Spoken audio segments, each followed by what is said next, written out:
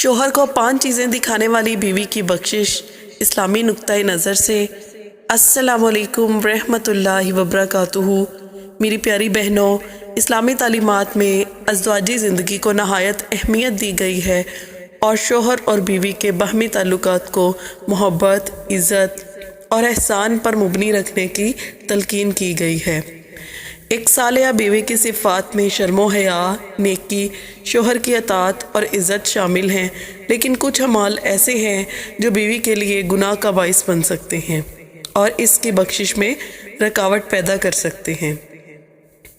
اس video میں ہم ان 5 چیزوں کا ذکر کریں گے جو اگر کوئی بیوی اپنے شوہر کو دکھاتی ہے تو وہ اللہ کی ناراضگی کا باعث بن سکتی ہے اور اس کی بخشش مشکل ہو سکتی ہے۔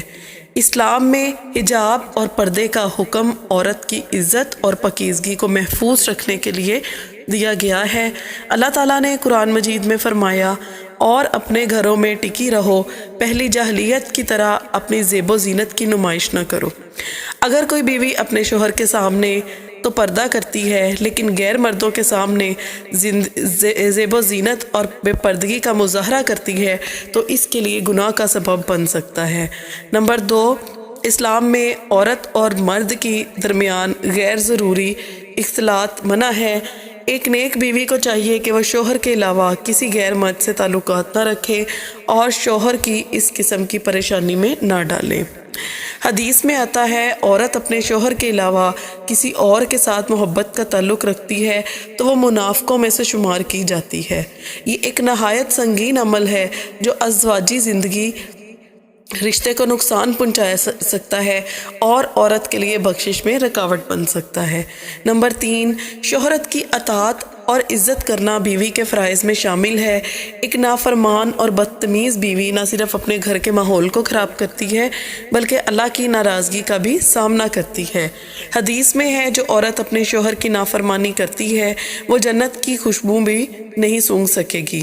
نمبر 4، شوہر کو فضول خرچی اور مال کی بربادی دکھانا۔ اسلام میں فضول خرچی کو سخت ناپسند کیا گیا ہے۔ اگر بیوی اپنے شوہر کے مال کو ضائع کرتی ہے اور غیر ضروری اخراجات میں مشغول رہتی ہے تو یہ اس کے لیے بخشش میں رکاوٹ بن سکتی ہے۔ اللہ تعالیٰ نے فرمایا، بے شک بیجا خرچ کرنے والے شیطان کے بھائی ہیں۔ نمبر 5، غیبت کرنا، چغلی کھانا اور دوسروں کے خلاف فتنہ پھیلانا اسلام میں سخت ناپسندیدہ عمل ہے۔ اگر کوئی بیوی ان کاموں میں مبتلا ہو اور شوہر کو بھی اس میں شامل کرے تو اس کے لیے نقصان دہ ہو سکتا ہے۔ حدیث میں ہے، غیبت کرنے والا جہنم کی آگ میں ہوگا جب تک کہ وہ ان لوگوں کو معاف نہ کر دے جن کی اس نے غیبت کی۔ شوہر اور بیوی کا رشتہ محبت، عزت اور اعتماد پر مبنی ہونا چاہیے۔